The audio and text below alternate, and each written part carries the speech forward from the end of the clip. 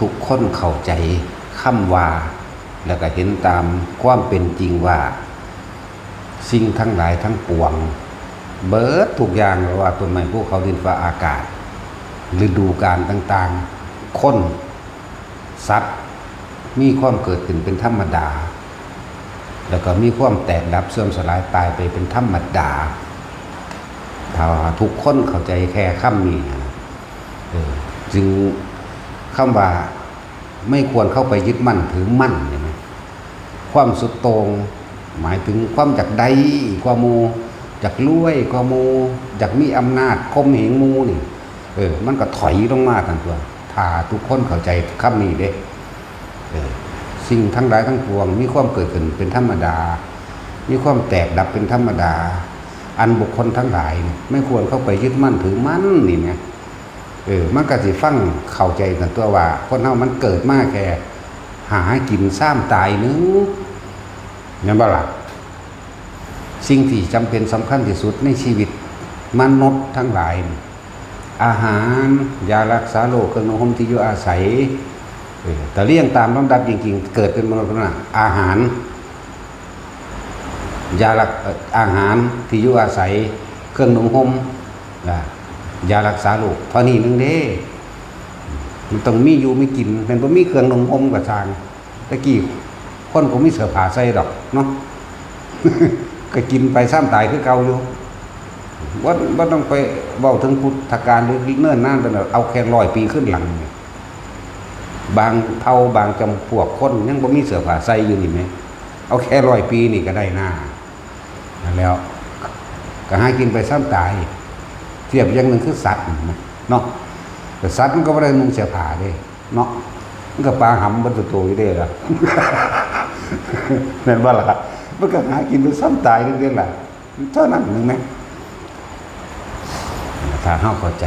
สัพเพธรรมานารังอภินิเวสายะสิ่งทั้งหลายทั้งปวงนี่มีความเกิดเป็นธรรมดา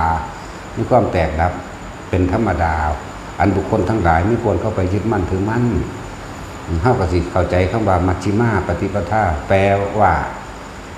อย่าสุดโต่งทั้งสองส่วนอย่าอยากได้อย่างดีอย่างมีเกินไป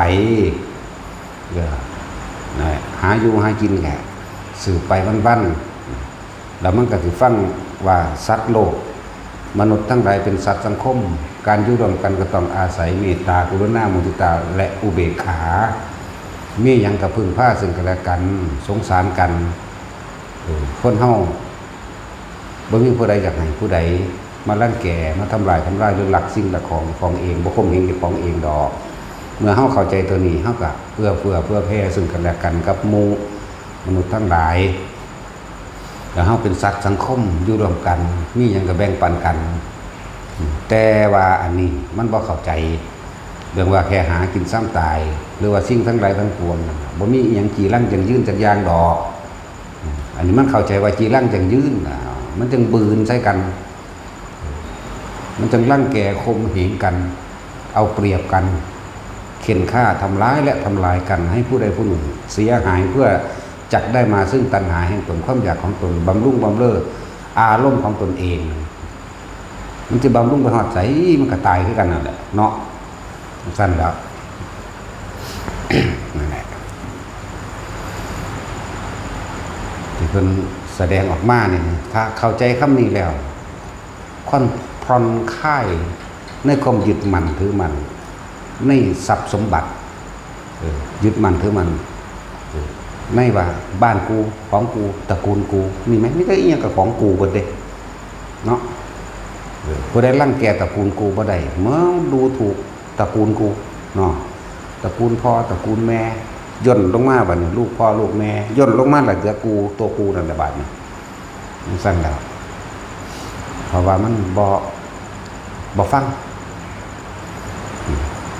แล้วก็น้อมก็มาใส่ความจริงของเจ้าของเองครับความจริงที่เฮาเห็นผู้อื่นก็ตายมาบ่แห้งปู่ย่าตายายตายมาแล้วแม่พ่อใหญ่แม่ใหญ่พ่อทวดแม่ทวดตายมาเลยแหละเนาะบัดนี้บางคนก็พ่อแม่ตายให้เห็นแล้วเด้อล่ะเนาะจังว่าเจ้าของก็ตายคือกันนะในขณะที่บ่ทันตายตัวเองเป็นทุกข์เป็นร้อนเป็นกังวลเป็นฮ้อนห้น กับเรื่องใดคิดเบิ่งเอาเขาเจ้าก็หากินซ้ำตายเอากูก็กระดอแท้นะก็คือสิอยากได้ก็มูแท้อยากมีอำนาจก็มูแท้ผู้นั้นก็ตายผู้ญาตายย่ายกูก็ตายแล้วผู้นั้นก็ตายผู้นั้นก็ตายอะไรมามันก็แม่นของเพิ่นได้เนาะมันก็ลดความยึดมั่นถือมั่นลดอารมณ์อยากลดความเห็นแก่ตัวจนหมดความเห็นแก่ตัวใดตัวนั่นบ่ครับแต่นี่มันบ่แม่นติสมัยหนึ่งพุทธเจ้าเฮาเสวยชาติเป็นโพธิสัตว์แต่ว่าเกิดในตระกูลลิงเด้เขาพากันไปเที่ยวป่าหมู่กษัตริย์จากว่าล่ะกษัตริย์คนพากันเสด็จประพาสป่าเดินไปเห็นลิงตัวหนึ่งมีสีสันลักษณะแปลกกว่าหมู่เป็นลิงขาวให้ทหารเสนาบดีจับมาได้พระราชามันถูกใจกลับมาอยู่เขาก็จับได้ตัวคนมันหลายหาที่จับจนได้แต่ว่าลิงนั่นเป็นลิงโพธิสัตว์เด้หูจักอุปนิสัยหมู่มนุษย์ดีจากว่าเอาเข้าไปปุ๊บมนุษย์ทั้งหลายเป็นผู้มากโดยความเห็นแก่ตัวถ้าไม่ทำถูกใจเขาจะทำร้ายและทำลายเราถึงขั้นฆ่าล้างทำลายแม้ตัวเราเองก็ได้แม้ตระกูลแห่งเราก็ได้ยิ่งเป็นประเภทกษัตริย์ผู้มีอำนาจถือครองว่าประเทศนี้กับของกูบ้านเมืองนี้กับของกูต้นไม้ป่าไม้ภูเขาสายน้ำก็เป็นของกูทั้งหลายนี่ล้วนแล้วแต่เป็นบริวารของกูจำเราต้องอยู่ให้เป็นนี่บัดนี้ลิงโพธิสัตว์อันนี้กษัตริย์บอกให้เฮ็ดหยังก็เฮ็ดนำเด้เข้าใจว่าล่ะเพราะมันเป็นของเด่นกษัตริย์อย่าลืมเด้อแม้เยาวกษัตริย์ก็สามารถประหารชีวิตผู้มีอายุมากได้แม่นบ่ล่ะที่เพิ่นมีคำที่บอกว่า4อย่างไม่ควรประมาทไฟคือเฮาไม่ขีดไฟตะกี้การไม่ขีดพญานาคเนาะขีดจวดมันเดียวสามารถเผาบ้านเผาเมืองได้ทั้งหมดเนี่ยไฟจะประมาทว่ามีจำนวนน้อยก็อาจสามารถที่จะเผาล้างทำลายบ้านเมืองทั้งหมดได้เห็นบ่ล่ะกษัตริย์นี่แม้จะเยาว์วัยก็สั่งประหารบุคคลผู้อื่นได้ด้วยเห็นว่าล่ะภิกษุแม้บวชใหม่เห็นว่าล่ะสั่นตัวก็อย่าประมาทนะภิกษุแม้บวชใหม่อาจมีคุณธรรมสูงสินะเพิ่นบ่ให้ประมาทเด้นั่นแหละ เพิ่นมีธรรมของเพิ่นในหันอยู่แล้วอยู่มาลูกกษัตริย์หลานกษัตริย์เขาก็เอิ้นกษัตริย์ทั้งเบิดนั่นแหละเขาจะว่าพระบรมสารีวงศ์นั่นแหละเหลนกษัตริย์เอานั่นให้มันกินมันก็กินบอกเต้นมันก็เต้นบอกฟ้อนมันก็ฟ้อนบอกหอยโหนบอกหาวบอกนอนเด้เบิดทั้งว่าทั้งกษัตริย์ผู้ใหญ่จนถึงเยาวกษัตริย์ตอนลูกหลานเลี้ยงหล่อนกษัตริย์ก็อยู่ในตระกูลกษัตริย์ทั้งหมดเฮ็ดตามใจเบิดเป็นที่รักที่พอใจของมหากษัตริย์บัดของผู้เป็นกษัตริย์ลิงตัวนี้อยู่น้ำเฮามานี่ก็ 2-3 ปีแล้วเธอก็เป็นคนที่น่ารักนั่นล่ะแต่ว่าสิ่งที่ลิงจดจำมาเวลากษัตริย์ขึ้นบัลลังก์จากว่าล่ะสั่งให้ไปยึดทรัพย์หมู่บ้านนั้นจันทคามนั้นสั่งให้ไปกั้นน้ำไม่ให้น้ำไหลบุคคลผู้ไม่ทำตามคำสั่งของเรามั่งเห็นปะลิงจือเด้จือเอาลิงโพธิสัตว์นี่แหละบ้านนั้นก็ของเราสายน้ำห้วยน้ำหนองน้ำของเราทุกคนอยู่ใต้อำนาจแห่งเราทั้งหมดต้องทำตามเราบ่ว่าแต่กษัตริย์ผู้เดียวเมียกษัตริย์ก็ว่าในหลายๆเมียพร้อมลูกกษัตริย์ก็ว่าอันนี้ก็ของกูอันนี้ก็ของกูอันนี้ก็ของกูทั้งหมดผู้ใดเอ่ยขึ้นเมืองกูพ่อกูปู่กูย่ากูแม่กูเห็นมั้ยอันนี้ก็ของกูลิ่งจือเอานั่นแหละบัดนี้เวลาไปเบิ่งเขาประหัตประหารกันลงอาญาเห็นบ่นี่เพราะอีหยังเพราะไม่ทำตามใจกูลิ่งก็เห็นเวลาเขาจับโจรขโมยใดจริงๆบางคนก็บ่แม่นโจรขโมยแต่ทำผิดใจกูเฉยๆนี่ก็เอาเขามาประหัตประหารลิ่งก็เบิ่งเกิดความยังสลดสังเวชให้ตนเองเด้3 ปีต่อมาปล่อยไปก็แลนเข้าฝูงตนเองแหละ พวกบริวารทั้งหลายก็ถามเจ้าไปอยู่จังไดจูกินจังไดเจ้าอยู่จังไดดูร่างกายอ้วนท้วนสมบูรณ์ดีเข้าใจว่าล่ะแต่ว่าจิตใจไม่สมบูรณ์เพราะยังความสลดใจสังเวชที่เกิดขึ้นเพราะว่าเห็นการกระทำของมนุษย์ผู้เห็นแก่ตัวหรืออีหยังกับของกูและของกูแม่น้ำลำธารมันเกิดเองกับของกูไปยึดเอาเห็นว่าความเห็นแก่ตัวปลาใหม่ต่างๆกับของกูไปยึดเอาใส่กำลังค้นไปร่างแก่ผมเห็นกันเอาเขาก็เห็นคนปลาหรือคนทินเขาอยู่ของเขาอยู่แล้วก็ไปยึดเขามาเป็นทาสมาเป็นบริวารแล้วก็ว่านี่เขตป่าของกูห้ามผู้ใดลุกล้ำยึดสายน้ำยึดภูเขายึดห้วยน้องคลองบึงเป็นของกูบัดนั่นแหละ พวกลิงบริวารทั้งหลายมาถามเป็นทั้งใดเจ้าบางเจ้าคืออุดมสมบูรณ์ดีแข็งแรงดียังสันยังสี่อย่าว่าไปเลยเขาเอายังให้กินก็กินตามเขาเขาให้เฮาเต้นก็เต้นเขาให้ฟ้อนก็ฟ้อนเขาให้ห้องวุ้งวิกก็ห้องไปตามเขาเขาให้ล่ำก็ล่ำตามเขาเพราะนั้นเขาเข้าใจว่ามนุษย์ทั้งหลายเป็นเจ้าของชีวิตเรานั่นขนาดตัวเองเกิดในป่าแท้ๆอยู่เฉพาะนี่แท้ๆก็ยังเอาลิงนี่ว่าลิงกูของกูสมบัติกูนั่นแหละเขาบ่ได้มีความสุขหรอกอยู่ในหันแต่ว่าเขาเห็นทุกข์ทั้งหลายที่เกิดขึ้นแก่มนุษย์แต่ว่าเราอยู่เป็นอยู่กับร้อนให้เป็นอยู่กับเย็นให้สบายความหมายลิงก็เว้ากันนั่นแหละมันก็สรุปคำลิงที่สอนกันเองเห็นป่ะอย่าว่าเลยมนุษย์ล้วนแต่เห็นแก่ตัวแล้วก็เลวทรามต่ำช้าที่สุดยิ่งกว่าสัตว์เดรัจฉานเสียอีกเหมือนพวกเรานี่แหละก่อนที่จะเป็นสัตว์เดรัจฉานก็เป็นมนุษย์ซึ่งทำลายล้างผลาญซึ่งกันและกันมาก่อนพวกเฮาทั้งหลายจะเห็นแก่ตัวเด้อหากินแต่เพียงอิ่มอย่าเก็บอย่ากักอย่าขังไว้ว่าเป็นของตนลิงสอนกันมนุษย์ทั้งหลายเหล่านั้นไม่รู้จักว่าคำว่าไม่มีอยู่จริงเขาไม่รู้ขนาดลิงยังหูจักอนิจจังทุกขังอนัตตาเห็นว่าล่ะแสดงว่าเพิ่นสอนเรื่องพระนิพพานมั่งแม้เป็นเดรัจฉานพุ่นล่ะแต่ว่าพระท่านมีใครเข้าใจอยู่ซื่อแต่ว่าโตเพิ่นเองรู้แล้วแต่เพิ่นเป็นลิงอยู่พุ่นถ้าได้กระสร้างทว่าเรื่องของไม่มีอยู่จริงเพิ่งไม่รู้จักอมตะนี่เรื่องนิพพานแล้วนี่เข้าใจว่าล่ะสัตว์ได้ล่ะส่วนยังเลวกว่าสัตว์กับคนนี่ล่ะเนาะแต่ก่อนจะไปเป็นสัตว์กับคนนี่น่ะเลวกว่าอยู่แล้วเห็นแก่ตัวคนน่ะนั่นแหละก็คือว่ามนุษย์ทั้งหลายหากินใช่แค่ว่าแต่หากินเพียงแค่อิ่มหาเก็บยึดมาเป็นของกูทุกอย่างล้วนแล้วแต่เป็นของกูทั้งหมดเพราะเขาไม่รู้ว่าสิ่งทั้งหลายไม่มีอยู่จริง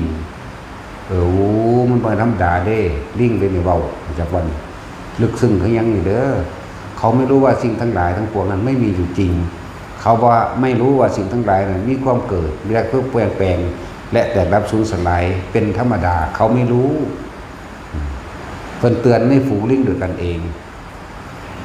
นั่นแล้วเป็นว่าให้พวกเฮาน่ะหากินแต่เพียงแค่อิ่มเด้ออย่าเก็บอย่าง่ำอย่ากำออกมาไว้แล้วก็หวงแหนเมื่อมีการหวงแหนแต่มีการรักษามีการรักษาก็ต้องมีการทิ่มแทงทำร้ายซึ่งกันด้วยหอกคือปากซะก่อนต่อไปก็หอกจริงดิขากันจริงได้บัดนี้เห็นบ่ล่ะเหมือนพวกเฮานี่แหละที่แรกก็มีเรื่องซุบทำลายกันทั้งปากก่อนเนาะเอาไปเอามามันอดใจบ่ไหวทำลายทั้งร่างกายถึงขั้นขากันได้เลยนั่นแล้วลิงเพิ่นสอนกันกินเพียงอิ่มเด้ออย่าแย่งอย่าซิ่งซึ่งกันและกันเถอะแต่เอามาเก็บแล้วมันจะเป็นของกูมันจะหวงแหนมันจะทำลายกันเลยลิงทั้งหลายเลยย้ายหนีเขาไปสู่ป่าหิมพานต์ไกลๆพุ่นคือบ่เขามาใกล้มนุษย์อีกนั่นแหละ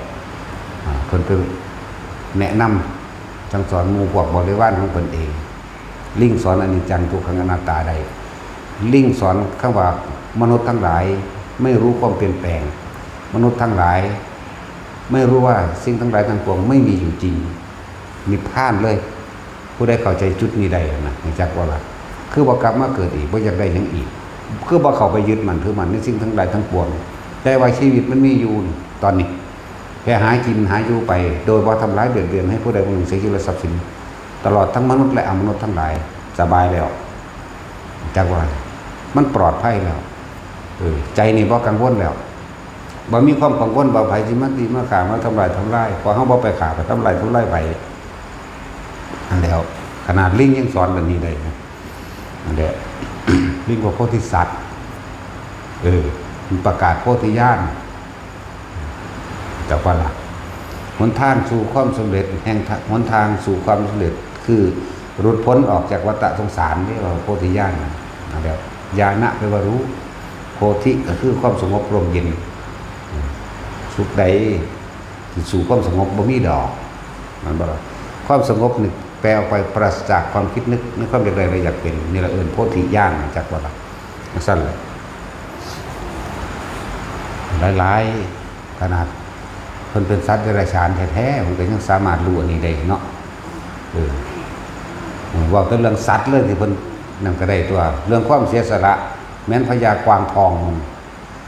เสียสละเอาชีวิตเจ้าของแท่นนั่งกวางทองกวางตัวนั้นมันทองมันมีลูกมันสิออกลูกแล้วอยู่เร็วๆนี่แหละเอาชีวิตเจ้าของไปแลกคืนกระซักกระสลดใจตัวเนาะโหกูเป็นคนแท้ๆกูจะมาโหดเนี่ยมาแท้นะขนาดนี้เขาเป็นสัตว์เดรัจฉานกูหน้าอายสัตว์เดรัจฉานแท้น้อนี่เอาชีวิตของผู้อื่นมาเลี้ยงชีพของเจ้าของเองเห็นแก่ปากเห็นแก่กินนะสัตว์ละอายก็เลยประทานนี่สัตว์เดรัจฉานพญากวางสอนให้คนมีเมตตานั่นบ่ล่ะนั่นเดียวเป็นทั้งสั้นแหละแต่พวกเข้าอีหยังอาศัยตัณหาขาตะกรรมเนาะไม่ใช่แล้วแม่นคือว่าเพราะละคนสมุนพระพุทธเจ้าเข้าเป็นเล่งไว้ว่าเรื่องการรับวัดมันรับง่ายๆเลยเป็นเล่งไว้ต่อไปพุทธบุตรพุทธชิโรรสฟังเล่าในการข้างหน้าถ้าเข้าบารับเป็นตัวอย่างเอาไว้ในบัดที่อนาปินติกะเศรษฐีเป็นผู้สั่งเข้าใจว่านี่พุทธบุตรสาวกแห่งเฮาสิหาที่อยู่ยากเพราะคนจะเป็นเจ้าของป่าป่ามันเกิดเองมาแต่ใดแต่ได้แล้วโคตรพ่อโคตรแม่มันพวกนั้นมันเลยมาปลูกไว้ดอกเนาะพวกสันดานหมาพวกนั้นไม่ได้ปลูกไว้ดอกโอ้มันต้องเร็วกว่าสันดานนรกพวกนั้นมันไม่ได้ปลูกไว้ในป่าดังนั้นแต่ว่ามันเป็นเจ้าของสั้นแล้วเป็นเจ้าของป่าเป็นเจ้าของน้ำเจ้าของห่วยต้นไม้อันพวกเขาปลูกขึ้นใหญ่ขึ้นเองแท้ๆพวกเขาปลูกเองมันยังเป็นเจ้าของเด้โอ้ยปานว่าโคตรพ่อโคตรแม่มาปลูกไว้เนาะมาสีแม่มึงนี่ซ้ำเพราะมันเกิดเป็นสันนรกยังสั่นเด้ลีแม่นบ่ล่ะ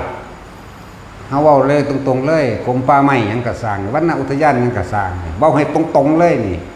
เขาบ่ได้มาปลูกจากต้นดอกน้ำตามภูเขาตามนั่นก็สร้างแล้วมา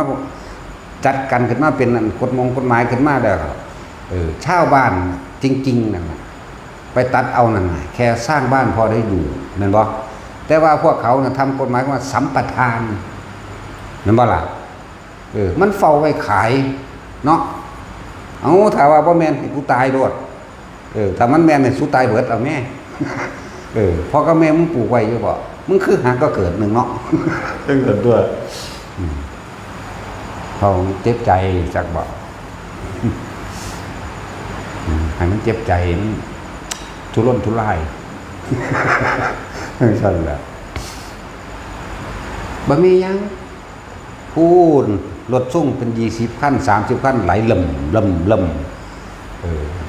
ชาวบ้านคือตาสินสิเอาได้บ่มีปัญญาเอาบ่อันโอ้ย 2-3 คนโอบเนาะเอาได้อยู่บ่ปานนั้นน่ะเอารถไปแกออกมาได้อยู่ในภูเขาน้ำเมืองโอ้ยธรรมดาบ่จังซั่นแล้วอีหลีนี่เราเป็นจังสิบ่แม่นนั่นแหละพุทธเจ้าเพิ่นเล็งเห็นการไกลแล้วเขาจะเป็นเจ้าของต้นไม้ป่าไม้สถานที่ขี้ดินมั่งหั่นมั่งนี่สร้างกฎหมายขึ้นมานี่สร้างเพื่อบังคับคุมเหงรังแกกันดอก ตะกี้บ่ได้มีปกครองโดยธรรมตะกี้บ่มีเด้ศีลห้านี่แหละปกครองกันคนมีสัจจะคนมีความซื่อสัตย์ต่อกันแต่ว่าพระเจ้าไปปล้นมาบอกครับบ่เด้บ่ได้มีเล่ห์เหลี่ยมดิซุมื้อนี้ฆ่าตายเห็นอยู่นี่พูนออกบ่ได้ตั้งใจปืนลักลั่นนั่นแล้วกะโลกมันขาดศีลธรรมเว้นกรรมก็ตามท่านคือเก่านั่นแหละยังก็เลยมึงเด้ออันทั่วประเทศไทยเฮานี่บ่หาทั่วโลกก็ได้เวลารถซุ่งอันขนใหม่ย่างใหม่หยังแน่ล่ะที่ละ20คัน30คันเริ่มคือมาจับเนาะก็จับจังได๋ก็เขาขายเอาเองขายให้พ่อค้านี่แหละแม่นบ่ล่ะส่งไม้แปรรูปอย่างนั้นอย่างนี้แม่นบ่ล่ะบัดนี้คือว่าถูกกฎหมายบัดแค่คนเอาไปเผาทานไปหาจับเขาโอ้ยลูกเขาอีหามาสิแม่มึงเอ้ยเผาทานก็สิไปจับเขาเผาทานอาทิตย์นึงมันสิได้อยู่บ่แล้ว2 สอบ 3 สอบมันน่ะเขาเผาไฟมันขั้วเลื่อนซื่อมันบ้าอำนาจเนาะมันบ้าเด้พวกนี้ว่าแต่ของมีอำนาจว่าซั่นบ่มีกฎหมายอะไรห้ามตายดอกบักลาเด้อบักลาบักหำกฎหมายบ่มีลาเอ้ยนั่งเอ้ยบ่มีกฎหมายว่าห้ามบุคคลผู้นี้ตายบ่มีแล้วชูนเล่นนี่บ่ชูนบ่เว้าดอกแต่ไม่มีกฎหมายห้ามตายกูสิย้านมึงอยู่กูบ่ย้านมึงเด้อแต่กูก็สิตายอยู่ มึงก็สิตายคือกันพวกเห็นแก่ตัวสามารถทำได้ได้เบิดแม้คนหมู่มากเป็นร้อยเป็นพันเป็นหมื่นเป็นแสนเป็นล้านความเห็นแก่ตัวของคนผู้เดียวเด้อทำได้คนได้เป็นหมื่นแสนล้านนั่นแล้วมันสั้นแหละจึงบอกว่าทุกคนสามัคคีกันเด้อเหมือนคนล้านขาคนผู้เดียวบ่ได้บ่เดี๋ยวนี้มันบ่บาปดอกขาคนเลวนั่นมีเฮานี่เว้าออกเปิ้งๆผู้เดียวเลยนี่บ่ต้องย่านดักมันผิดวินัยกูมันเลยอยู่ในแล้วเหนือกรรมเหนือกรรมสั่นแหละทุกคนยังกระสร้างสามัคคีนี่คือพังได้ทั้งเบิดเข้าใจบ่สามัคคีนี่คือพังได้ทั้งเบิดก็แล้วกันได้คนไทยมาทำลายเฮาได้หรอกเนาะแต่พวกเขามีความสามัคคีกันลักษณะนั้นมันเลยเป็นเรื่องใหม่เลยเด้นี่ เลยไปหาขาคนเลยเด้นี่ ขาแมงรู้สาคนเร็วบ่บาปหรอกนี่ผู้เดียวนี่เว้าบ่ออกอากาศอยู่นี่มันสั่นแหละมันเหนือกรรมนั่นล่ะ ของเขาแบออกตลอดเขาไม่ได้กรรมไว้เลยเนาะมันก็เลยเอิ้นว่าเหนือกรรมใดมันบ่ยุติธรรมใดบ่ถูกเมียนดิฉันจะบาปหลายสันตติอมาตย์ฆ่าหลายตัวแล้วยังเป็นอรหันต์ได้เนาะแสนกว่าองค์คุลิมานเอ้ยกระจอกดอกสำนั้นฆ่าน้อยโพดเห็นว่าล่ะนายโจรกาศทั้งเป็นโจรแล้วถ้ามันสิฆ่ามันจะเท่าไหร่ได้อนาคามีเสยอยู่นี่แหมทั้งสั่นแล้วมีตัวอย่างอยู่ดอกเมียน หามาไว้รถถังจะขั้นก็ได้ดอกเฮาหรือ2 คัน หาจรวดRPGมาไว้ผู้ใดมาลูกหลานยิ่งแมงโดน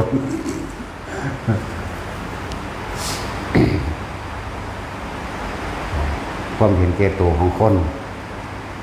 แทนที่สิคนที่มีอำนาจแทนที่สิเอาใส่อำนาจ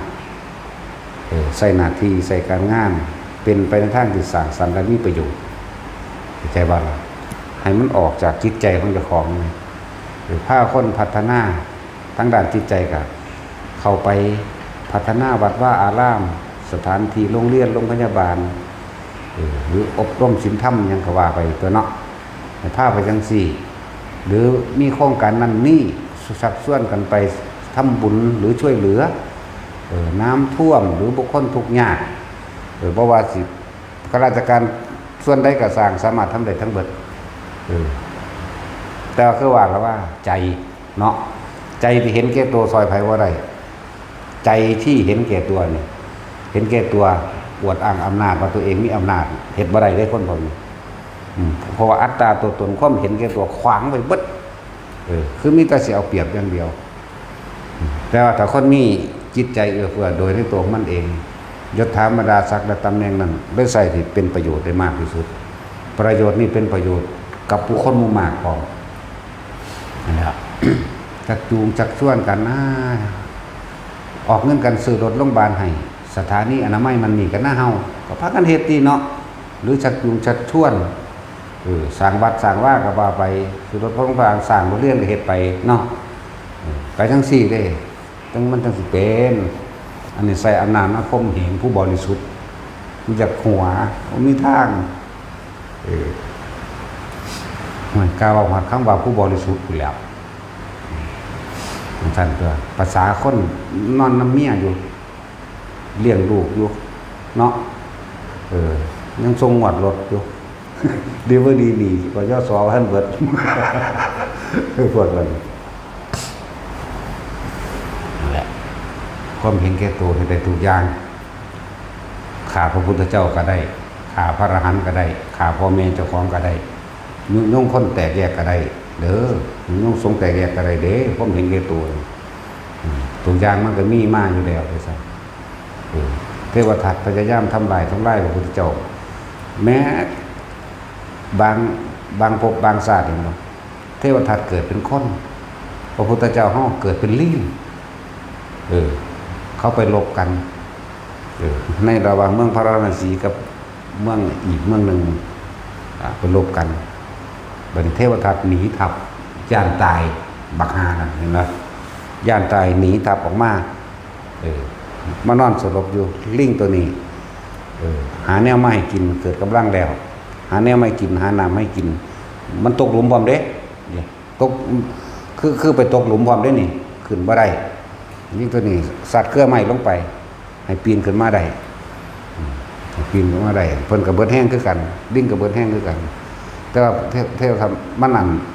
หูเมือก่อนอยู่ดีเกิดอยากกินลิงมึงดูฮะคนซอยชีวิตมันคักๆเลยศาสตร์หมานี่เนาะโอ้ยมันต่ำมันสูงโผล่มานี่ตอนนี้มันก็อยู่ในนรกอยู่แล้วเนาะต้องได้เลยเพราะมันอยู่ในนรกผมเนี่ยเอาก้อนหินมานี่ทุ่มใส่หัวลิงหวังสิเอาไปกินได้นะลิงกันพอดีสติปัญญาไว้เนี่ยพลิกตัวออกนิดนึงแต่ว่าถืออยู่นิดนึงเหมือนกันจึงแล่นขึ้นกกไม้ได้แต่ว่าถึงขณะนั้นยังมีความเมตตาและกรุณามหาศาลเด้ลิงอีกแล้วยิ่งกว่าพระพุทธเจ้าห้องนี่แหละขึ้นไปตามเครือไม้ป่าไม้คือพญายามสิบอกทางในเทวทัตนี่ออกจากทางอาจารย์บอลให้กลับบ้านเมืองเจ้าของเองโดดใช้งานนั่นโดดใช้งานนี่ไหลไปตามป่าเพื่อนกันยางน้ำยางน้ำจนว่าไปถึงทางว่าออกได้แล้วเห็นบ่นี่ทรงคนพวกนี้แหละครับกลับขึ้นมาได้บ่อันนี้ก็เขาในเมืองไปเขาไปฉีดตัวพระราชาอีกคือในกองทัพเขาถามกันว่าแม่ทัพนี่ไปใส่จากว่าถึงแม่ทัพว่าโอ้ยถือปิดล้อมทั้งสั่นทั้งสี่เขาว่าได้ไม่ได้ทับแตกตั้งแต่มันหนีแต่ท่านได้ลบผุนเด้บักห้านี่โคตรห้ามนี่มันสั่นกับวาสิดาโคตรว่าไรมันหนีทับก้อนที่ถือตีแตกมันย่านปล่อยให้ทหารเขาลุยเอาเองเมื่อมันบ่มีแม่ทัพดอกคนเฮามันใจถอยเด้เนาะถอยตัวนี้เพิ่นย่านเขาขาเขายิงปืนในตูมแล่นหัวปักหัวขวมมาเลยมาตกในหลุมมันนี่แหละแล้วลิงนี่เลยซอยขึ้นทางทหารเขาสอบกันบัดนี้แล้วไปใส่มาโอ้ยทับแต่หนีสู่เต็มที่สู่บ่ไหวได้เลยต้องมาเนี่ยแล้วเขาก็เสื้อไปก่อนที่แรกที่จะบอกต่อมากับมากุเรื่องขึ้นนะวันนี้ว่าตอนนี้ทับมากตอนนั้นทับแตกมากเดี๋ยวตกมาไปเห็นพญาลิงเปลือกตัวหนึ่งเป็นผู้มีรูปร่างสวยงามคุยขนแบบนั้นบันนี่ดูไปบอกพระราชาเนี่ยพระราชาว่าก็เห็นดีเห็นงามด้วยก็เลยว่าให้พอจือทางใดบอกว่าทางลิงพญาลิงนั่นอยู่ทางใดเลยพากันไปแล้วจนไปหาวิธีจับและแวดล้อมอะไรนะที่จริงน่ะมันจะขาลิงมันเป็นตัวพระราชาว่าพอผู้ใดได้กินลิงตัวนี้สิ สิมีชีวิตยืนยาวเป็นอมตะจักว่าล่ะนั่น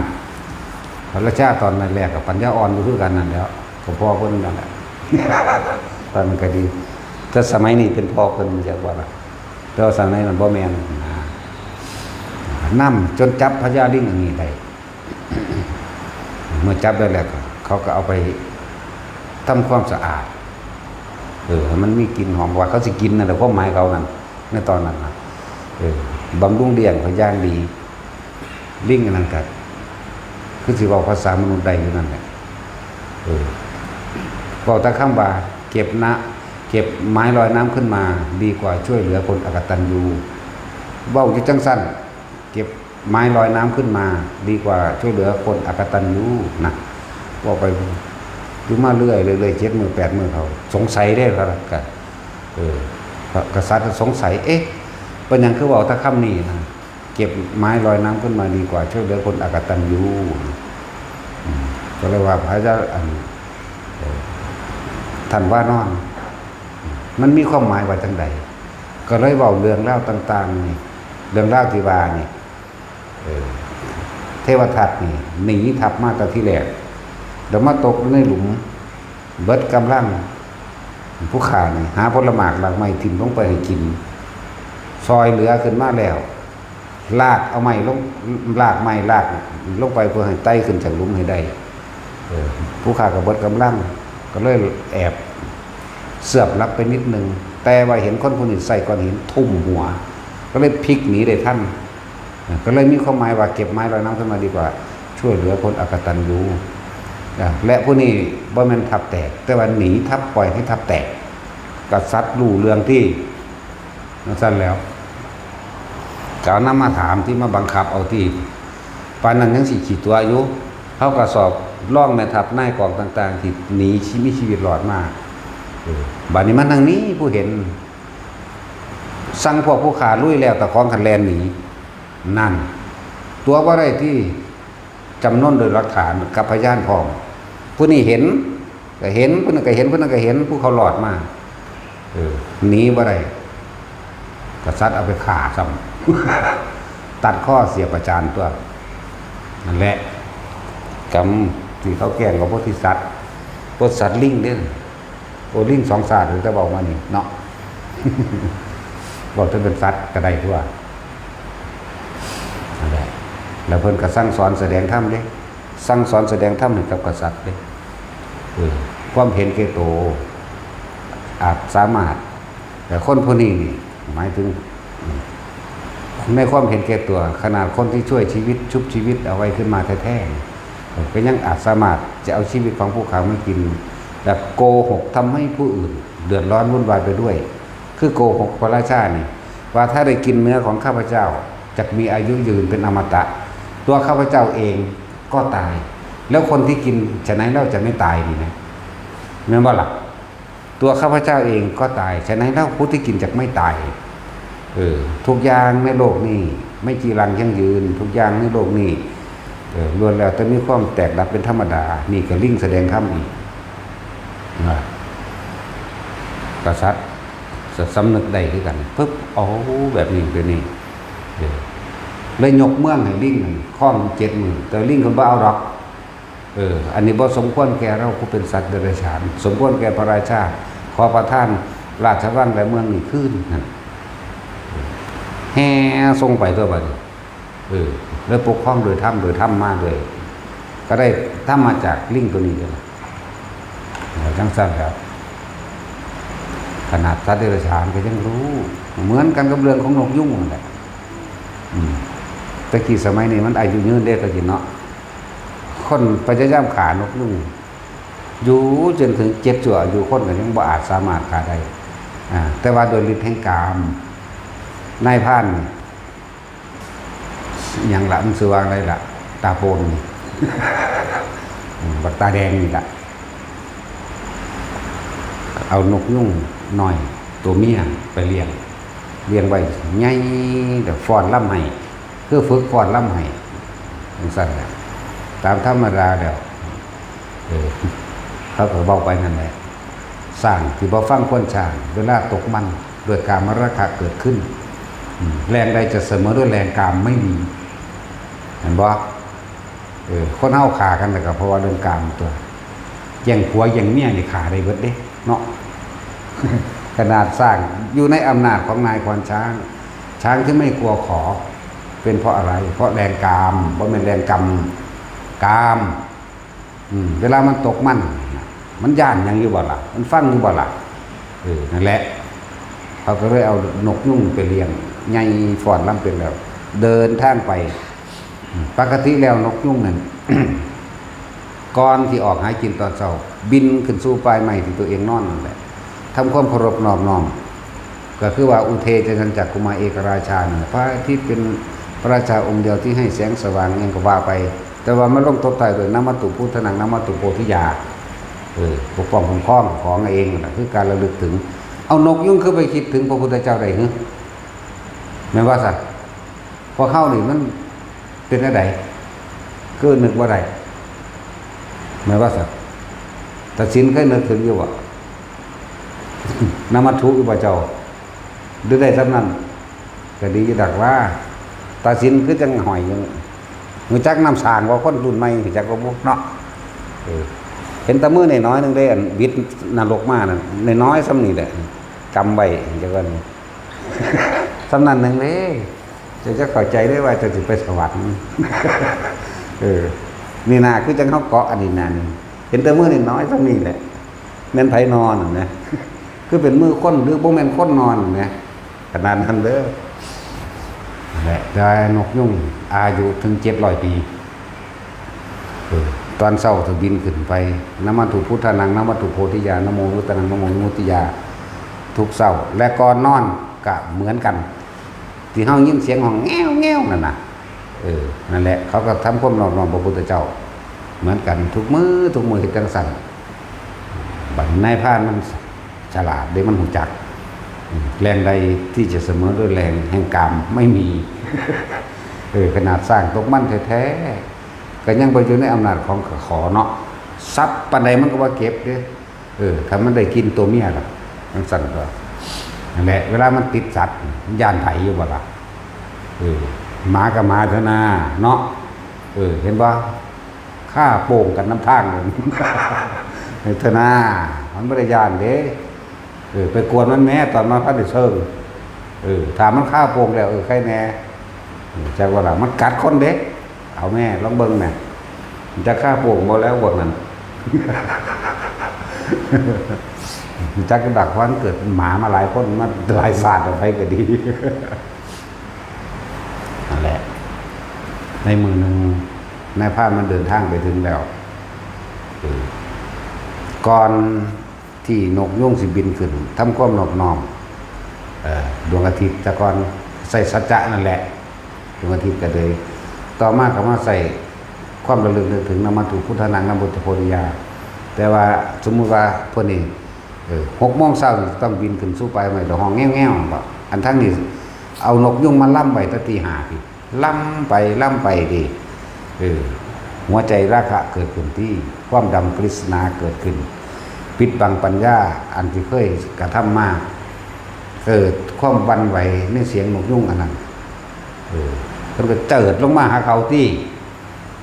ตะเกานั่นน่ะบ่วงกับว่ารัดปืนยิงกับว่าแตกธนูกับสายขาดหลายอย่างที่บ่อาจสามารถทำลายผู้ที่ทำความนอบน้อมพระพุทธเจ้าได้บ่ล่ะบัดนี้นี่ที่มื้อนั้นบ่ว่าดิที่กินเขามาดักเอา7ช่วยชีวิตอายุคนเราได้แต่ว่าจับบ่ได้เห็นบ่อันผู้ดักผู้แรกก็คือกษัตริย์พระราชาตายไป7ชั่วราชการด้วยความโกรธเกลียดโมโหที่ว่าเมียเจ้าของตายเพราะอยากกินเนื้อนกยุ่งท่องอันนี้แหละก็เลยไปเขียนแผ่นท่องจารึกเอาไว้ว่าผู้ใดได้กินเนื้อนกยุ่งท่องก็สิมีอมตะไล่มาทุกกษัตริย์แต่ว่าองค์นี้บ่แม่นที่บัดก็แม่นอยู่คือกันอยากกินอยู่คือกันก็เอานกยุ่งตัวเมียเนี่ยไปเป็นกับดักไปเป็นเหยื่อก็ถือกับดักเขาอีหลีที่บินวับลงมากับเพิ่นกับแพร่ลำแพนกันเกี่ยวกีบเขาที่เนาะฟังอยู่คนเดียวมันก็เปรี้ยวใจเนาะอยู่คนเดียวเปลี่ยวกายไม้ชมป่าชมพุทธศาสนาบันอันสดใส พวกแม่นแนวนี้ดอก ก็พุทราด้านอันสดสวยมีต้นกุ้งต้นกิกและต้นกล้วยนาฏศิลป์เคยยิ่งมาเจ้าก่อน8ได้นี่สีสวยๆน่าชมสมประสงค์ก่อน8ปูนแต่แต่งก่อนครั้งแรกอยู่ป.5 หรือป.6 ประมาณนี้แหละสลับรับรองส่งเนาะแต่ชิ้นบ่รู้จักซ้ำจะแต่งว่าจังไดก่อนตะกี้แปลว่าเป็นแมงปอปีกบางเจ้ากลางปีกสวยเนาะฝากบอกคอยด้วยคิดถึงมากมายหรือว่าได้ในวัดตัดสินเจ้าเป็นตะคือว่าเบื้องหน้านะคุยลุยอยู่แบนเด้อนกยุ่งก็เลยถูกจับได้ว่าไปหลงเสียงล่ำของนั่งนั่นแหละนั่งนกยุ่งอันนั้นแหละสุดท้ายแล้วเขาก็นำมาให้กษัตริย์ตีไปจับมาได้แล้วก็มาเลี้ยงบำรุงไว้ยังดีในมือหนึ่งกษัตริย์ก็ลงมาถามเอาแผ่นทองมาอ่านจารึกไว้ว่านี่ตั้งแต่กษัตริย์ตนนั้นเขียนมาไว้ว่าถ้าผู้ใดได้กินนกยุ่งอันนี้สิเป็นผู้มีชีวิตอมตะนกยุ่งกระเทศคือกัน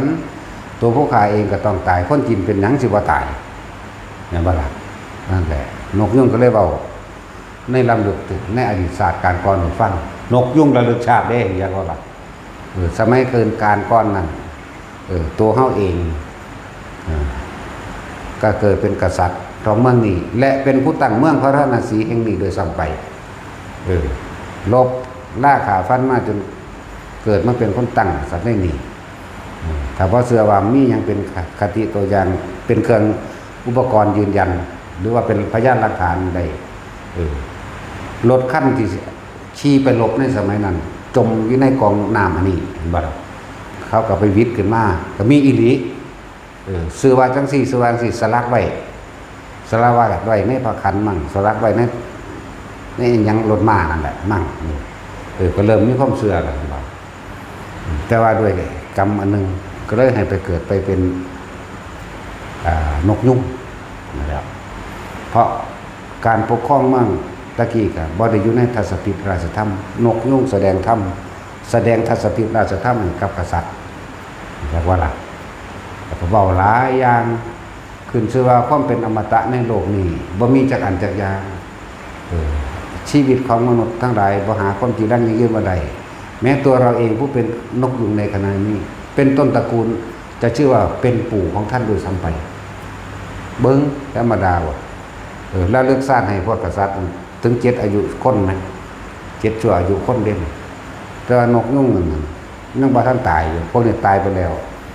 ก็เลยเว้าเรื่องนางอันนี้หมายถึงเมียกษัตริย์นั่นที่จริงจากฟังธรรมจากนกยุ่งแต่คนมันไปแปลความเข้าใจผิดฝันว่ามันหมายถึงกษัตริย์ชุดต่อไปผู้ต่อไปนี่กษัตริย์ผู้ต่อไปนั่นเป็นลูกของนกยุ่งฟังดีเด้อกษัตริย์ผู้ต่อไปนี่เป็นลูกของนกยุ่ง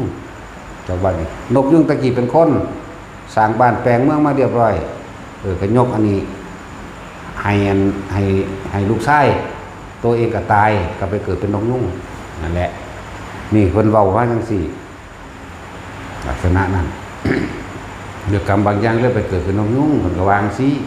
แล้วก็ไล่เรื่องอดีตชาติแล้วก็ไล่ต้นตระกูลมาเรื่อยๆจนว่าทุกคนเกิดความเข้าใจ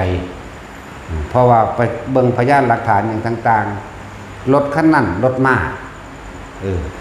ตกอยู่ในบ่อน้ำทั้งนั้นวิทย์น้ำขึ้นแล้วมันก็บ่มีแล้วมันก็แผ่นดินมันก็สูงขึ้นมาเรื่อยเนาะเขาเรียกว่าขุดลงไปอีกจึงเห็นแล้วก็สารักอยู่ในพระขันเป็นสื่อนะบางคนก็บอกสื่อคนถึกเจ้าเมืองพาราณสีต้นกำเนิดเจ้าเมืองพาราณสีสื่อว่าสิ่งที่ก็ว่าไปนั่นแหละจึงมีความเข้าใจกันซึ่งกันและกันว่าที่จริงแล้วเขาอยากฟังธรรมจากนกยุ่งแต่ว่าก็อยากฟังธรรมจากนกยุ่งผู้ยิ่งนั่นฝันเห็นจังใดนอนนี่ผู้ผัวกันเชี่ยก็เลยว่าพุทธได้สนสลักใส่จารึกใบทองคำเอาไว้ว่าผู้ใดได้กินเนื้อนกยุงนี้จะมีชีวิตอมตะที่จักบ่ล่ะเลยมีความเข้าใจผิดมาจนถึงทุกมื้อนี้ก็เลยเอิ้นกษัตริย์นี่ว่า ดูก่อนหลานเอ๋ยคุณเด้ว่าธรรมดาเด้หรือสิเหลนหรือสิหล่อนไปคนละเนาะมันเจ็ดชั่วอายุกษัตริย์ตรงนี้และคนก็แสดงถ้ำคำว่าเป็นอมตะไม่มีในโลกสิ่งใดเกิดขึ้นเป็นธรรมดาสิ่งนั้นแตกดับเป็นธรรมดาหาความจริงดังยั่งยืนไม่ได้ชีวิตเป็นของไม่เที่ยงแท้แน่นอนนั่นอันคือว่าความตายกายตายตั้งแต่ในท้องก็มีเกิดใหม่ก็มีตายแก่ก็มีตายหนุ่มก็มีมันก็ไล่ไปแล้วเพิ่งก็สร้างสอนแสดงทั้งถ้าสอนเรื่องอนิจจังทุกขังหน้าตาใดรู้พระนิพพานก็แล้วกันนั่นแหละแต่ว่าสิเว้าเรื่องนิพพานตัวนั้นมันเว้าบ่ได้เห็นบ่ล่ะมันมีตัวอย่างถ้าว่าตอนเพิ่นมาบวชแล้วนี่เป็นพระพุทธเจ้าแล้วนี่นี่คือตัวอย่างบุคคลที่เสียสละทุกอย่างบุคคลที่เสียสละได้ทุกอย่างเพื่อผู้อื่นได้นี่คือบุคคลเช่นนี้นี่เห็นบ่ล่ะนี่ซั่นแล้วเรียกว่าผมจะมาสอนทัศกิจธรรมให้กษัตริย์ที่เจ็บนี่ครับฟังอาการลูกหลานเลี้ยงหล่อนตนเองนะที่จะบอกแล้วก็เลยเวียนว่ายแต่เกิดเป็นคนแรงอันใดจะเสมอด้วยแรงกรรมไม่มีเลยเนาะฟังดีๆแล้วว่ามันกรรมได้กรรมก็ถูกในส่วนของคนเบาถูกแล้วของเฮาน่ะเอามาเทียบแรงกรรมของเฮามันถึกหน่อยๆนึงดอกของคนยังถึกบทหลายเป็นมาเทียบว่าตัณหาและราคะโดยการมาราคะขาค้นกระไดเนาะเฮ็ดได้เบิดทุกอย่างจังซั่นคนเฮานี่หาอยู่หากินเลี้ยงกันก็เลี้ยงอันเดียวแหละจะเป็นเลี้ยงหยังนั่นว่าซั่นเลี้ยงอันเดียวมีหยังเริ่มต้นจากผัวกับเมีย2คนผู้หญิง2คนนอกนั้นเป็นบริวารมันลูกหลานเหลนหล่อนความร่ำความรวยยศถาบรรดาศักดิ์อำนาจเป็นบริวารมันเด้นั่นบริวารราคะจะบ่นความยินดีพอใจในรูปลักษณะท่าทางของบุคคลที่พอใจที่รักใคร่ที่ยินดีเห็นบ่เมียก็ยินดีในผัวผู้หญิงก็ยินดีในผู้ชายผู้ชายก็ยินดีในเมียในผู้หญิงผู้ชายนั่นแหละนอกนั้นเป็นบริวารมันเบิดในภาษาเกิดจากความพอใจของคน2คนเด้เขาบ่ได้ว่าความรักเด้อันนั้นมันเหมือนความรักเด้ใครอยากในรูปในรสในกลิ่นในเสียงในสัมผัสทางกายถ้ามันเห็นบ่พอใจบางรู้บ่ขากันหมดเนาะผู้เมียก็ขาผัวได้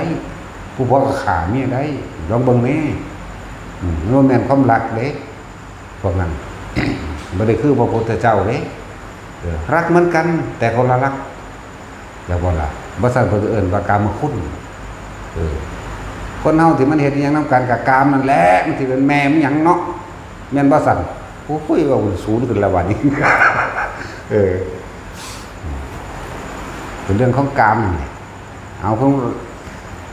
หลานผู้ใดผู้หนึงมันไปถึงอีกลูกผู้หนึงตีของเรื่องน่ะศูนย์จะขาเด็กน้อยๆมันก็ขาเด้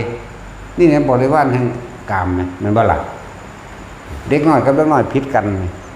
แต่ว่าลูกเจ้าของหลานเจ้าของอันเลินจังน้อยแต่เขาบ่เป็นหยังเขาหัวศูนย์ให้โลดเนาะเอาไว้ถ้าบ่แม่นน่ะบ่เหลือจักคนที่บ่เป็นแม่นเบิดนั่นแหละมันสิบ่แม่นป่ะแล้วนี่แหละนี่แค่บริวารน้อยๆเด้นี่เนาะนั่นแล้วคือลูกเจ้าของไปถือเขารังแกจังซั่นแหละนั่นแหละบริวารแห่งกามเบิดทุกอย่างตกอยู่ใต้อำนาจแห่งราคะเบิดนั่นแหละราคะโทสะโมหะราคะแปลว่าความยินดีพอใจในรูปลักษณะท่าทางของบุคคลนั้นเห็นบ่ล่ะเมื่อราคะรูปแล้วก็ลักษณะท่าทางกันรสแห่งกามนี่แหละจักบ่ล่ะกลิ่นเสียงสัมผัสทางกายนี่อันพาเวียนว่ายตายเกิดฆ่ากันไปฆ่ากันมาบางชาติก็เกิดเป็นคนไปฆ่าสัตว์บางชาติก็คือเป็นสัตว์ที่ถูกฆ่าเวียนกันไปเวียนกันมานี่กระโตนี่แหละถ้าคนเวียนว่ายตายเกิดก็เลยแม้ว่าล่ะอันนั้นบริวารมันดอกอยากรวยครับเอาที่แรกบ่ได้หูจักว่าผู้ใดรวยผู้ใดบ่รวยเด้อคิดเบิ่งดีๆเด้อว่าตะกูมักบ่ได้ไปสืบเบิ่งดอกว่าตระกูลรวยหรือบ่รวยพ่อแม่มีมูลหลายบ่เนาะบ่เห็นกันอยู่กรุงเทพนำกันเลยเนาะบ่จัก เอ้าเป็นจังสิบ่แม่นจังได๋ เห็นอยู่ไสก็สร้างแม่นอยู่บ้านก็สร้างบ่ได้เกี่ยวกับสิรวยบ่รวยบ่ได้เกี่ยวกับว่าโอ้ถ้ากูเอาผู้นี้ผู้นี้ทุกข์เลยนี่บ่คิดดอกก็เห็นแล้วมันปิ้งกันแล้วนำกันเลยมาสร้างครอบครัวภายหลังเนาะแม่นว่าสัตว์มันบ่ได้สืบว่านิสัยดีบ่สันดีดอกมันเอากันซะก่อนแม่นบ่ล่ะมันสั่นตัวนั่นแหละมาอยู่นำกันครับถ้ารักใคร่พอใจกันอยู่ก็คอยสร้างครอบครัวไปนำกันเริ่มฆ่าสัตว์เริ่มลักทรัพย์เริ่มตัว มีเบิดเด้เพื่อหยังสิบำรุงบำเรออันนี้แหละที่มันหยังอยู่ดีมีสุขแหละนะไปหันตะวันแล้วก็มีลูกมีหลานไปได้บัดนี้ก็หานั่นหานี่มาเพื่อลูกเพื่อเต่าเพื่อเล่าเพื่อหลานไปโอ้ยสาหากินซ้ำตายซื่อยังกระดอกกระเดียดเลยพวกสัตว์เนาะ คนเขาบ่ยอมรับความจริงได้แต่เฮาว่าสัตว์แม่นว่าล่ะคิดว่าเจ้าของเป็นมนุษย์ประเสริฐติมันว่าได้แม่นเลวยิ่งกว่าหมาอีกก็มีเยอะแยะเลวกว่างัวอีก เลวกว่าปวกมันกินต้นไม้ได้กับปีดินล่ะ คนมันสแตกแมงวัตถุอย่างก็โอ้ยมันจะศูนย์เนาะเข้าใจว่าเด่นทุกคนมันเป็นทุกข์เพราะหยังเข้าใจว่าเดินราคะเข้าใจราคะบ่หูจักกู้เหี่ยวบ่หรือจะเอาภาษาแบบสื่อสัตย์หรือเอาภาษาบริสุทธิ์ หูจักกู้เหี่ยวบ่เดินหูเหี่ยวผู้หญิงหรือมีหูเหี่ยวผู้ชายก็มีมันจะตายต้องหูเหี่ยวนั่นแหละหูจักว่าล่ะว่าฆ่ากันเป็นฆ่ากันตายอยู่เพราะนั่นมาแย่งไม่ชิงทรัพย์สมบัติกันที่นี่สิว่าหยังน้องกับอ้ายค่ายตามกันมามันฆ่าเอาสมบัติกันก็หูเหี่ยวอีกตัวแม่ว่าล่ะสั่นตัวมันยังสิบ่แม่นสลดสังเวชกับมันได้ไปหยังหรือจะเอาอีกหลายๆตัดสินเอาอีกว่าเบ้ารักตัดสินเล่าสื่อสัตย์ สื่อสัตย์อยู่จะมาถามไปเด้พ่อบ่เป็นได้ข่อยว่ากูเอาหน่อยเป็นเด้ถ้าว่าได้พ่อล้าน800,000นี่บ่พอเด้ สั่นแล้วตัดสินเอาว่าได้จากว่าล่ะแต่จุ้ยนี่ก็เอาว่าได้ว้ายเอ็ดเหตุนั่นหมดแล้วเคยสั่นตัวขี้ไล่ปันคือบ่ปาก เจ้านี่ขี้ไล่เลยเลี้ยงลูกเขาเจ้าว่าจังไดเขาเจ้าเลี้ยงมางามๆเจ้ามันเลี้ยงขี้ไล่เลยเตเสะอยู่โอ้ยด่าท้ออุดหูอยู่เจาะเวลายังกับเท่งไป ถ้าจริงจะยังว่ารอเขาเกี่ยวกับคือกันตัวเลี้ยงเขาเจ้าเลี้ยงมางามๆลูกเขาเจ้าเลี้ยงไว้เลยคือฮิปโปนี่ ไม่ใช่แล้วแหละพวกเขามันตกอยู่ใต้อำนาจกามราคะเบิดนั่นแหละเด้อตัวเดียวเลยบ่มีไผไปสืบเบิ่งไผดอกว่าตระกูลเขาเป็นแนวใดร่ำรวยบ่เรียนจบไสบ่แต่พอใจกันฝากกันโลดนำเลยเนาะทั้งสั้นแล้วนี่ครับเริ่มหาอยู่หากินนั่นนี่กันแล้วหรือว่าท่านไม่ลูกบางผู้พิษใจกันแล้วหวงกันเนาะจะเอาผู้เดียวรักไว้สนองขอบข้องตัณหาเจ้าของเด้นี่ตอนนั้นอธิบายกันว่าก็ตีกันฆ่ากันตายก็มีเลิกกันก็มีเนี่ยทั้งสั้นบางคนได้ลูกแล้วเลิกก็มีสารพัดนั่นแหละจะว่าโทษทั้งเบิดนั่นแหละมาเกิดอีกเด้อ ให้ก็ดีที่บอกว่าธรรมะเท่านั้นเด้อจะเป็นทางออกได้จากว่าการรู้ความจริงการเอาชีวิตเจ้าของเองกับประสบการณ์ที่ผ่านมาเปรียบเทียบกับคำสอนพระพุทธเจ้าถูกสมุทัยนิโรธมรรคเปรียบเทียบหลายๆนั่นแหละฟังมาเรื่อยๆแหละแม่นตันเดียวดอกแต่โอ้ยถ้าจะเข้าใจคำเดียวมันก็บ่ได้ยากเลยสิ่งทั้งหลายทั้งปวงมีความเกิดขึ้นเป็นธรรมดามีสิ่งทั้งหลายทั้งปวงเหล่านั้นย่อมมีความแตกดับเป็นธรรมดาอันบุคคลทั้งหลายไม่ควรเข้าไปยึดมั่นถือมั่นเห็นไหมบุคคลผู้ใดยึดเข้ามาเป็นอารมณ์ผู้นั้น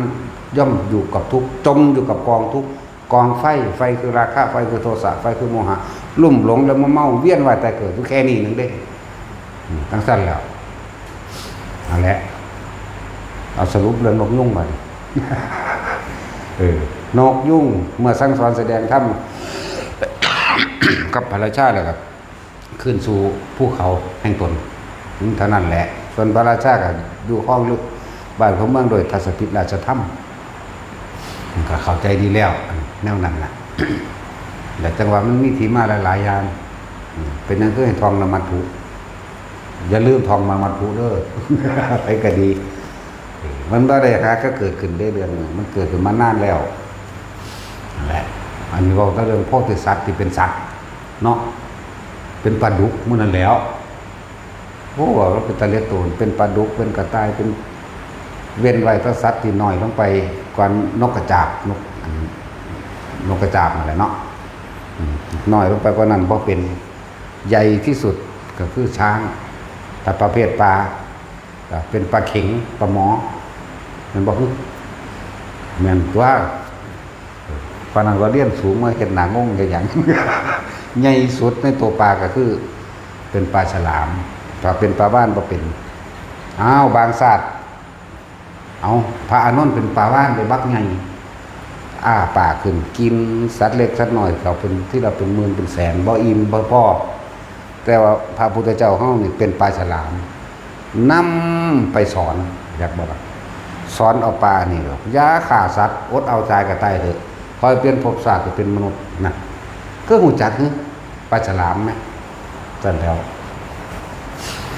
แหละ คิดเบิ่งดีๆเด้อพวกเขาทำผิดมามากมายกามราคะบริวารของมันดิ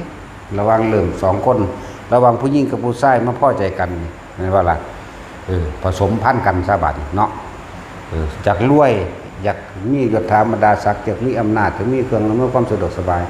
บริวารของอารมณ์ราคะของเองนั่นว่าล่ะบริวารมันหนึ่งเด่น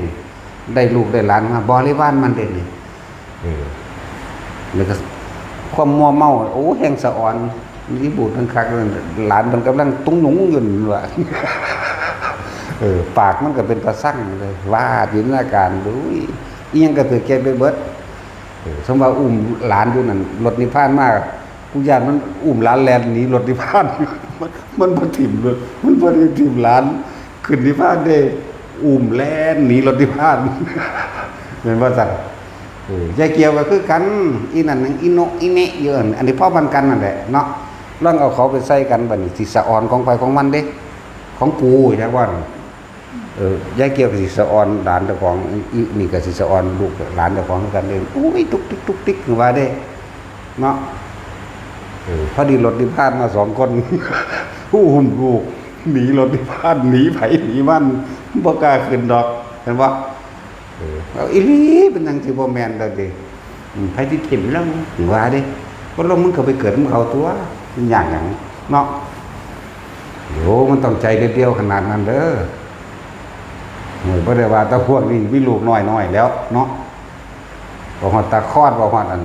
ยักษ์ขมูขี้พุ่นแล้วกระดาษบักอามใหญ่อามตาปานนั้น รถนิพพานไปแล้วลูกชอบแขนลูกแล่นหนีรถนิพพานอย่าไผเป็นห่วงโอ้ยกระดาษนั้นมันก็เป็นเด้สิภาษาหยังกับซ้ำนี่ตุตะยินได้มั้ยปากมันก็อ้อมๆเนาะอินนั่นกับตาใสปิ้งตาชิ้งเงี้ยงบางคนชิ้งเงี้ยงบางคนนี่อันนี้คือการยางโตเตะตุตะไปถึงตาเมียบินยังเป็นตาหักเนาะ เมียบินเยอะเลยนะเมียดินเอาขาตีดินตุบอู้ยสะอ่อนมันยังเด้เห็นบ่มันก็ไปในอารมณ์เลย ลองเบิ่งดูนั่นรถนิพพานมาแล้วเตรียมตัวเด้อไปก็เลยกูเตรียมอยู่แล้วกูได้อุ้มลูกกูแลนหนีรถนิพพานกูบ่ไปเห็นว่าล่ะกันนั่นแหละเอาท่านประธานอันนี้พอสนใจ หัวเรื่องเดียว